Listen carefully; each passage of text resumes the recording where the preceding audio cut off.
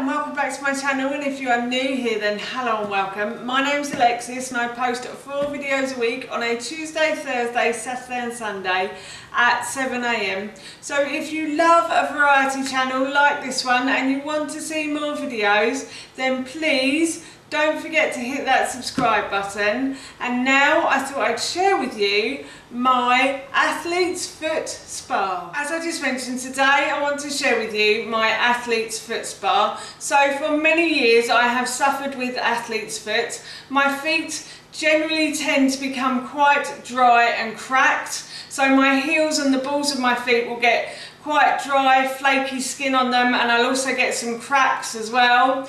And I think I've also been suffering with a fungal nail infection as well. So in recent weeks I've been trying to clear this up, as well as clearing up other health problems that I have. I've been trying to clear up my athlete's foot and my fungal nail infection. My mum recently bought me a book called The Ultimate Book of Herbs by Reader's Digest, and in there it's got some brilliant suggestions on what to use for athlete's foot. So I threw them all into a foot spa and this is the result, and personally I think this is really working well for my athlete's foot. So I decided to share the recipe with you. Firstly, I have filled a bowl of water, so that is hot water in there, and in this cup here I have Epsom salt. And Epsom salt doesn't kill the fungus that causes the athlete's foot, but it can help to draw out the moisture that the fungus might be living on. So that's why I like to use Epsom salt in this foot spa.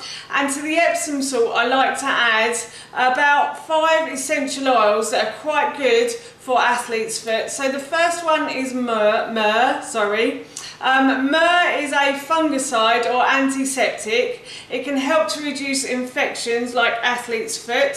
So I'm going to add a few drops of this to the Epsom salt. This one is a thick one. I don't know why I bought thick and not thin, but it does take a little while to come out of the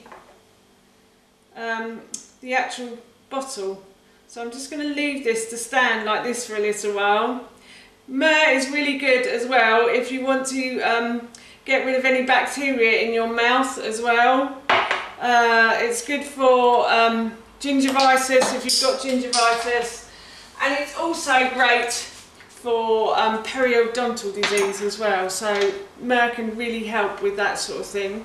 And then I'm going to use Oregano or Oregano if you're on that side of the world, and this has antioxidant properties that inhibit antimicrobial activity against bacteria and fungus. So this helps to kill the bacteria and the fungus, and I'm going to add about 5 drops of that to my Epsom salt. And then I've got clove oil, and clove oil again is an antimicrobial that can help kill bacteria. So again I'm going to add about 5 drops of this as well. And then I'm going to add some tea tree oil, and tea tree oil is fantastic for athlete's foot, I have to say. It can kill bacteria and fungus, and if you rub it into the skin as well, I haven't tried it to be honest because I'm a bit afraid of rubbing anything directly into my skin, but it can really help to rub it into the skin as well, and also into the nails as well. So I put about 5 drops of tea tree oil in as well, and then I'm just going to add a little bit of vanilla because vanilla can help to get rid of foot odour. So I'm just going to add a couple of drops of vanilla to that as well. And I'm going to put this into the warm water like so. I'm just going to move these aside. So I'm just going to put those over there like that. And then I have some baking powder. So baking powder has antifungal abilities as well, and it can also help to soften the skin. So it acts like a bit of a moisturiser, but it won't make it too moist. So I've put a bit too much in there. I'm going to put about half a cup's worth of